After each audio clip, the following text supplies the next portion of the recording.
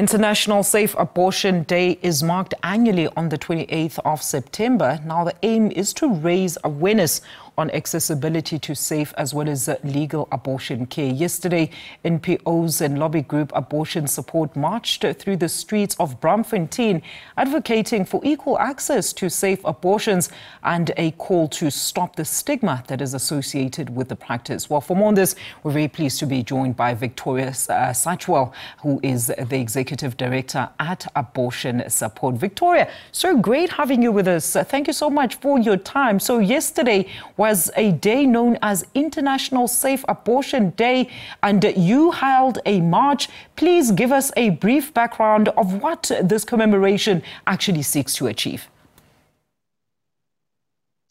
Thank you so much for having us here. So yesterday we were in Braamfontein, and we were there to firstly celebrate the fact that South Africa has very liberal abortion laws that ensure access to abortion for all South Africans.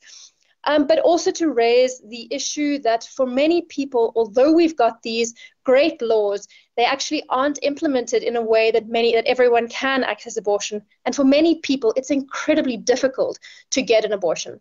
That's exactly what I was going to say. Look, in South Africa, family planning generally is, and that's how they refer to it, is available at all facilities, Victoria, private or public, free, as well as safe abortions are also provided for those who actually make a choice to terminate the pregnancy for whatever reasons, right? But there's still a huge stigma around the procedure, leading to some women either going to unqualified or unsafe places that actually don't follow the legal route or prescripts, like, for example, the fact that there is a limitation as to the term of pregnancy and when you can actually terminate. So tell us why you think this is still the case, even though this is actually a legal medical procedure, as you've made mention during this interview. Yeah, no, illegal abortion or unsafe abortion is a big problem in South Africa.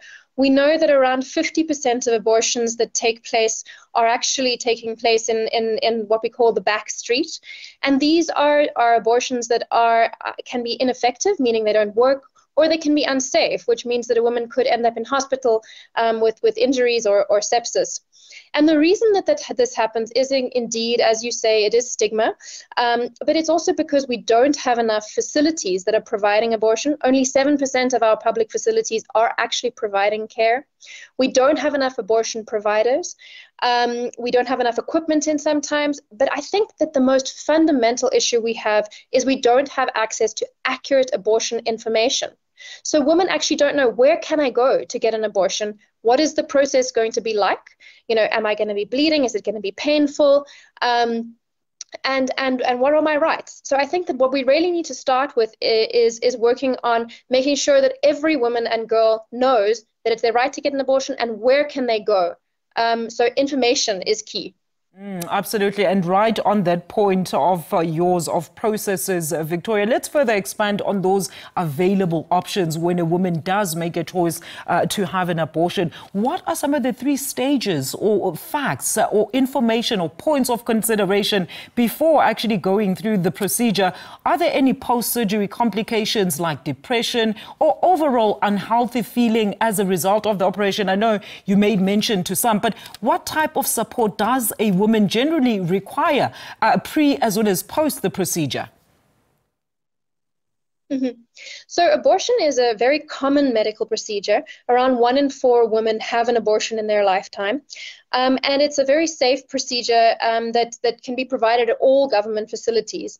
And so we've got a surgical abortion. And what that is you go into the clinic and you have a short surgical procedure to remove the fetus. And then we've also got something called a medical abortion. And that's abortion with pills. And what that does is we take a medication called misoprostol, and it causes contractions of the uterus that expel the pregnancy. And women can actually use this medication at home up to 12 weeks of gestation. And what they're going to be experiencing is something that most people report is similar to a heavy period. So you're going to have the cramping of a heavy period, the bleeding of a heavy period. But as we said, it's safe. It's something that most women are able to actually manage at home, very similar to a miscarriage. And what we're doing at the moment, lots of partners across the country are working on improving access to self-managed abortion. And that is where women are going to be making sure that they're eligible for this service, and then getting the medication, self-administering at home, and making sure that the abortion has worked. And this is because abortion really is a safe, simple procedure that women can safely do at home. Very interesting indeed, Victoria. Now, as abortion support, what other type of support services do you actually assist with, and how does one get access to you?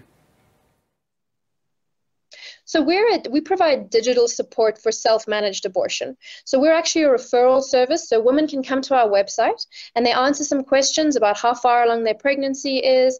Do they have any medical history that we need to know about? And then we refer them to a doctor who writes a prescription, and they go and pick up their medication in the pharmacy, and they'll pay around 200 Rand for one method.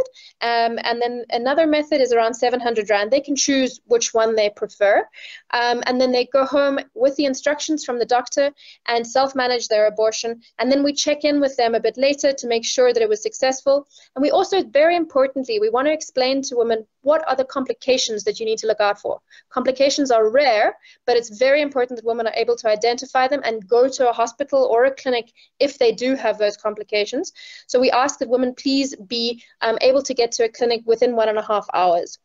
And so anyone who's needing an abortion and is under 10 weeks can come to our website, www.abortionsupport.co.za. Victoria, great conversation with you. Thank you so much for your insights this afternoon. That is Victoria Satchwell, Executive Director there for Abortion Support.